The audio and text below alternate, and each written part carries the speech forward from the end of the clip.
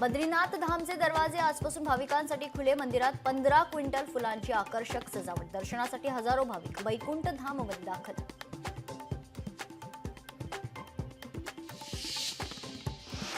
अयोध्या निर्माणीमधील अधिकारी कर्मचाऱ्यांच्या सुट्ट्या रद्द. भारत पाक तणावाच्या स्थितीमुळे सुट्ट्या रद्द करण्यात आल्या. संरक्षण मंत्रालयाकडून अयोध्या निर्माणीला सतर्कतेचा इशारा.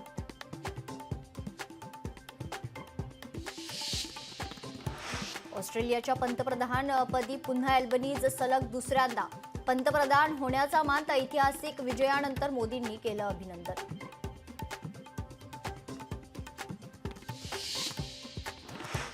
जैन मंदिरावरील कारवाई. नियमानुसारच मुंबई महापालिकेचे न्यायालयात शपथपत्र. त्या अधिकाऱ्याच्या बदलीबाबत पालिका ठाम.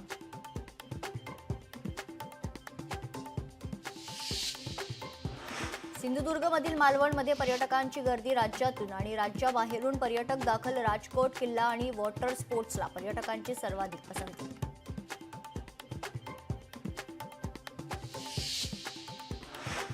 नागपुरात जगातील सर्वात मोठे चित्रपट गृह उभारणार. वेव्स 2025 परिषदेत महत्त्वपूर्ण घोषणा.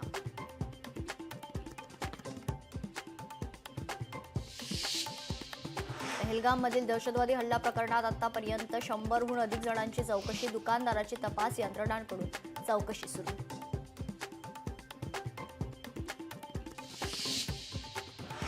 जम्मू काश्मीरमध्ये लष्कराच्या वाहनाचा अपघात. रामबनमध्ये लष्कराचं वाहन दरीत कोसळलं. अपघातात 3 जवानांचा मृत्यू.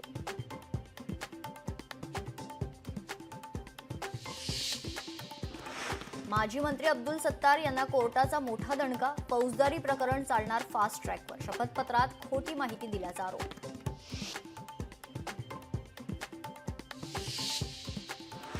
चंद्रपूर जिल्ह्यातील नागभीड परिसरात गारपीट. गारपिटीमुळे शेती पिकाचं नुकसान होण्याची शक्यता.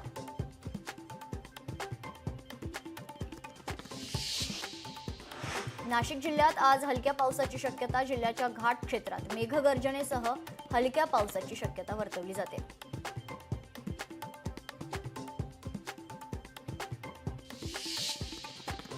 भंडाऱ्यात अंगणवाडीतील लहान बालकांच्या जीवाशी जीवघेणा खेळ. पोषण आहाराच्या पाकिटात आढळले बुरशीजन्य आणि कुजलेलं अन्न.